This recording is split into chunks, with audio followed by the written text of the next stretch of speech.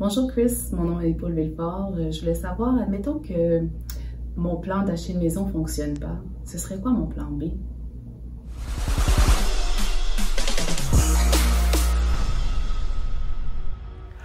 Bonjour tout le monde, bienvenue sur ma chaîne Immobilier 101 avec Christopher Salador où je partage avec vous trucs, astuces et stratégies gagnantes en immobilier. Aujourd'hui, on va répondre à la réponse de Paul Villefort qui m'a posé la question: si je ne suis pas en mesure d'acheter ma maison, quelles seraient mes autres options?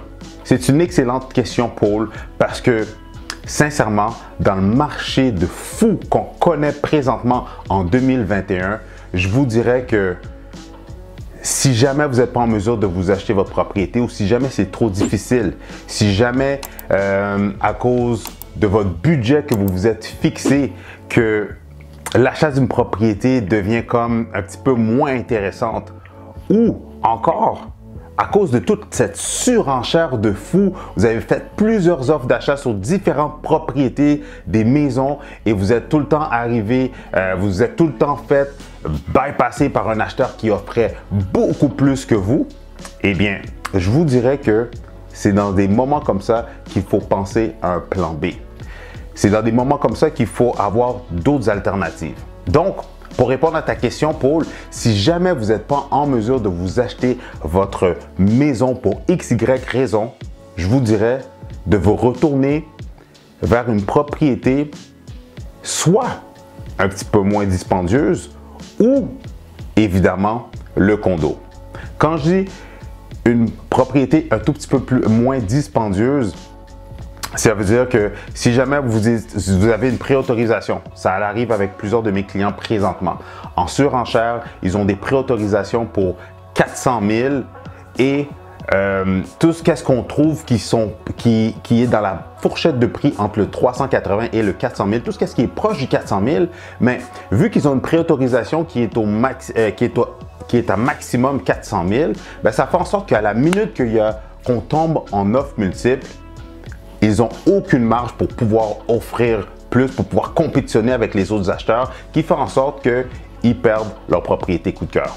Donc, lorsque je dis aller vers une propriété un petit peu moins dispendieuse, ça veut dire que même si vous avez une préautorisation dans les alentours de 400 000, dans mon exemple, regardez les propriétés à 369, à 359, regardez même des propriétés proches de 300. Donc, diminuez vos critères, pas vos critères, mais diminuez votre braquette de prix, pas pour, comment je pourrais dire, pas pour vous forcer ou vous faire acheter une propriété que vous n'allez pas être en amour, mais plutôt pour aller vers une propriété que vous allez voir un énorme potentiel, que vous-même, vous allez pouvoir justement mettre toutes les chances de votre côté pour pouvoir la saisir, ou d'être sûr que vu que vous avez descendu votre prix, ben, ça va vous donner une opportunité d'acheter une propriété qui va être largement en dessous de vos moyens, qui va vous permettre d'avoir un petit peu plus d'argent pour pouvoir la rénover, l'améliorer, la moderniser et par la suite peut-être la vendre et faire un gros profit. Ça, c'est dans l'option où est-ce que vous avez une préautorisation à un montant X, mais que vous pourriez regarder des propriétés à des montants inférieurs. Mais pour répondre plus précisément à ta question, Paul, si jamais vous n'êtes pas en mesure de vous acheter une propriété, une maison, évidemment, vous allez devoir vous retourner vers les condos. Oui, je l'ai dit, les condos. Sincèrement, hein, je sais que pour certaines communautés, pour certaines personnes, les condos sont des propriétés moins intéressantes. On voit ça comme des appartements. On voit ça comme des propriétés où est-ce qu'on vit avec du monde, où est-ce qu'on va entendre les autres copropriétaires, etc., etc. Je vais être franc avec vous. Plusieurs de mes clients qui ont acheté des condos sont tellement gagnants aujourd'hui. Juste pour vous donner 3 exemples concrets. Cette année, en début d'année, j'ai mis un condo à vendre à Pointe-aux-Trembles. Un condo sous-sol. Oui, sous-sol. Vous pouvez voir la vidéo de ce condo en cliquant juste ici. Vous allez voir de quelle propriété que je parle. Mais c'est un condo sous-sol. OK? 3 chambres à coucher dans l'est, à la fin de la pointe de l'île de Montréal, à Pointe-aux-Trembles. Mais vous savez quoi? la cliente qui a acheté ce condo-là, elle a acheté il y a environ une douzaine d'années. Okay? Aujourd'hui, quand on a mis son condo à vendre, son condo était libre de toute hypothèque. Il n'y avait plus d'hypothèque. Mais pour être plus précis avec vous, il y avait encore un 50 000 de balance hypothécaire. Mais le 50 000 de balance hypothécaire, c'est qu'elle avait refinancé son condo pour aller chercher un montant de 50 000 pour pouvoir s'acheter un triplex en banlieue de Montréal. Donc, elle est présentement propriétaire d'un triplex et de son condo. Mais son but, pourquoi elle m'a contacté, c'était pour vendre son condo, aller chercher le maximum de profit pour son condo. Qu'est-ce qui est arrivé en plus? Parce qu'on demandait un prix de 189 000 et on a vendu le condo à 235 000 $. Donc, malgré qu'elle a acheté un condo, elle a pu faire un énorme profit. En plus, qu'elle repaye le 50 000, ça veut dire qu'elle se retrouvait avec un bon montant de mise de fonds qui fait en sorte que maintenant, elle vendait son condo pour s'acheter une maison à son goût, complètement rénovée, clé en main. Mais ça ne se termine pas là. En plus de s'acheter sa maison, une belle maison qu'elle est vraiment beaucoup plus fière, qui va répondre à tous ses besoins de elle et sa famille, mais en plus, elle a d'autres projets. Elle ne va même pas mettre toute la mise de fonds sur sa maison. Ben non, parce qu'elle est déjà en train de planifier d'acheter une maison où est-ce qu'elle va la mettre à terre pour se faire bâtir un triplex neuf. Mais tout ça, grâce à ce que, là, une douzaine d'années, elle s'est acheté un condo. Une autre cliente aussi, un autre exemple pour les condos. J'ai une cliente, mère monoparentale. Elle a adopté un jeune garçon. Elle n'a pas de conjoint, elle est seule. Là, je vous dirais, si je ne me trompe pas, là, environ 3-4 ans, elle s'est acheté un condo à Saint-Léonard. Vous pouvez voir, c'est le condo que je vends juste ici, vous allez voir. Elle a acheté ce condo-là, il y a quelques années. Elle le revend aujourd'hui. Elle refait un profit. Mais pourquoi qu'elle vend son condo? C'est vraiment simple. C'est parce que maintenant, elle veut se lancer dans l'investissement immobilier. Elle veut se bâtir un patrimoine et pouvoir léguer quelque chose à son garçon qu'elle a adopté. Mais non seulement, c'est que, en plus, son but, c'est qu'elle veut s'acheter des propriétés à revenus pour éventuellement s'en aller dans une maison où est-ce qu'elle va être beaucoup plus confortable, avoir une grande cour pour son garçon, pouvoir recevoir, etc. Mais la fin de l'histoire, c'est qu'elle m'a contacté pour vendre son condo, encore une fois, pour l'utiliser comme levier pour s'en aller dans l'investissement immobilier. Mais vous savez quoi?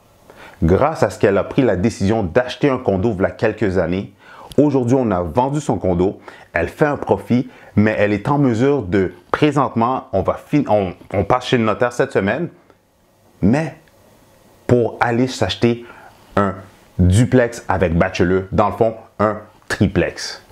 Mais tout ça à cause de quoi? À cause qu'elle a fait le saut, à cause qu'elle a passé à l'action et qu'elle a acheté un condo. Un dernier exemple, j'ai des clients à moi qui sont des amis vraiment proches. Ils ont acheté un beau condo mezzanine dans le coin de Laval à Hauteuil. Et ils ont acheté le condo, je vous dirais, il y a moins de 5 ans. Ils m'ont contacté parce qu'ils désiraient vendre le condo pour s'en aller dans une maison parce qu'ils ont une fille et ils voulaient justement avoir un petit peu plus d'espace, avoir une cour et justement pouvoir s'épanouir pour la famille. Mais quand on a vendu le condo, ils ont fait un profit. Mais le profit qu'ils ont fait, ils ont non seulement fait un profit, ils n'ont pas fait un énorme profit. Mais où est-ce que c'était intéressant, c'est que dans le profit qu'ils ont fait, ils ont aussi récupéré la mise de fonds initiale et aussi où est-ce que l'équité qui était générée par la propriété. Qui veut dire que ils en sont ressortis quand même avec un bon montant intéressant qui les ont permis par la suite d'aller s'acheter une maison de rêve, une maison neuve, qui sont déjà installés, qui sont fiers, mais encore une fois, tout ça grâce à ce que, il y a quelques années, ils ont décidé de se lancer et de s'acheter un condo. Où est-ce que je vais en venir avec la morale de ces histoires? C'est vraiment simple. Vous savez, quand on commence dans l'immobilier, quand on veut s'acheter une propriété, on a souvent, comment je pourrais dire, idéalement, on voudrait s'acheter notre maison de rêve, la première maison qu'on achète, les sacrifices qu'on a fait pour accumuler la mise de fonds, pour avoir une discipline financière, avoir bien travaillé son crédit pour finalement pouvoir faire l'acquisition de sa première propriété, on voudrait tous avoir une maison de rêve. Ou on voudrait tous se lancer dans l'investissement immobilier avec justement un premier triplex, quadplex ou quoi que ce soit. Mais la réalité, je vais être franc avec vous, l'important dans l'immobilier, c'est pas avec quoi tu commences. L'important dans l'immobilier, c'est tout simplement de commencer.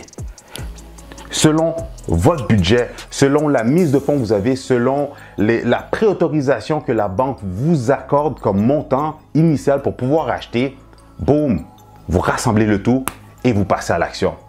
Qu'est-ce que, selon le budget que la banque vous accorde, qu'est-ce que vous êtes en mesure de vous acheter en date d'aujourd'hui? Et je vous dirais, passez à l'action là-dessus. C'est peut-être pas votre propriété idéale. C'est peut-être pas votre propriété de rêve. C'est peut-être pas le type de produit, le type de propriété qui va vous permettre l'effet de levier que vous désirez, mais c'est la propriété qui va vous permettre de mettre le pied dans l'immobilier, d'avoir votre première hypothèque, de goûter à c'est quoi exactement l'immobilier, puis de tout ce qui vient avec justement dans ce monde-là. Mais où est-ce que vous allez être gagnant? Où est-ce que ça va vous permettre de vraiment en sortir de manière bénéfique pour vous? Ça va être qu'en achetant la propriété que tout simplement vos finances en date d'aujourd'hui sont en mesure de vous permettre, on va maximiser cette propriété-là, on va l'optimiser à son full potentiel et on va l'utiliser pour vous basculer vers votre deuxième acquisition, vers une propriété qui va être beaucoup plus votre coup de cœur, qui va répondre beaucoup plus à vos besoins ou tout simplement qui va vous permettre de vous lancer dans le monde de l'investissement immobilier. Alors, je ne vous retiens pas plus longtemps. Merci Paul pour ta question. Et si vous avez d'autres questions ou quoi que ce soit, n'hésitez pas à les mettre plus bas. Et sur ce, je vous laisse. Passez une bonne journée tout le monde. Alors, c'est tout pour aujourd'hui. Merci tout le monde pour votre écoute. Si vous avez des questions ou des commentaires, n'hésitez pas à les mettre plus bas. Ça va me faire plaisir de répondre à toutes vos questions, mais surtout de vous donner la bonne information. J'ouvre une petite parenthèse. Mon but avec ma chaîne n'est pas simplement de vous divertir, mais au contraire, mon but c'est de vous aider en vous donnant l'information, mais surtout pour ceux qui sont prêts à passer à l'action, pour ceux qui sont prêts à passer à un autre niveau, que ce soit pour vendre ou acheter. Mon but est de vous assister, de vous accompagner pour vous assurer d'avoir une belle transaction gagnante. Donc, n'hésitez pas à me contacter directement. Mes informations sont plus bas. Envoyez-moi des messages sur toutes les plateformes de réseaux sociaux. Christopher Salador, vous allez me trouver, ou sinon sous le nom de Better Call Chris. Pour terminer, aimez, commentez et partagez la vidéo avec les gens que vous savez que ce contenu pourrait servir. Et c'est Christopher Salador, votre courtier immobilier, en plus d'être votre guide, votre coach, votre conseiller en immobilier. Merci tout le monde. Et pendant qu'on y est, juste avant de passer à autre chose, j'ai cette vidéo-là et cette vidéo-là qui pourrait être vraiment intéressante pour vous aider à vous structurer ou à planifier votre prochaine transaction. Alors, je vous recommande fortement d'aller écouter soit celle-là ou peut-être même celle-là. De toute façon, si vous avez des questions ou quoi que ce soit, Better Call Chris.